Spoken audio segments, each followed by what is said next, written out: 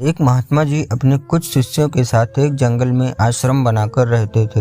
एक दिन कहीं से एक बिल्ली का बच्चा रास्ता भटक कर आश्रम में आ गया। महात्मा जी ने उस भूखे प्यासे बिल्ली के बच्चे को दूध रोटी खिलाई। इसके बाद बिल्ली का बच्चा वहीं आश्रम में रहकर पलने लगा। लेकिन उसके आने के बाद महात्मा जी को एक समस्या उत्पन्न हो गई कि जब वे शाम को ध्यान में बैठते तो वह बच्चा कभी उनकी गोद में चढ़ जाता, कभी कंधे या सिर पर बैठ जाता। तो महात्मा जी ने अपने एक शिष्य को बुलाकर कहा, देखो, जब मैं शाम को ध्यान पर बैठूं उससे पूर्व तुम इस बच्चे को दूर एक पेड़ से बांध आया करो। अब तो यह नियम हो गया। महात्मा जी के ध्यान पर बैठने से पूर्व वह बिल्ली का बच्चा पेड़ से बांधा जाने लगा। एक दिन महात्मा जी की मृत्यु हो गई तो उनका एक प्रिय काबिल शिष्य उनकी गद्दी पर बैठा। जब भी ध्यान पर बैठता तो उससे पूर्व बिल्ली का बच्चा पेड़ पर बांधा जाता। फिर एक दिन बिल्ली ही खत्म हो गई। सारे शिष्यों की मीटिंग हुई। सबने विचार विमर्श किया कि बड़े महात्मा जी जब तक बिल्ली पेड़ से न बांधी जाए तब तक ध्यान पर नहीं बैठते थे।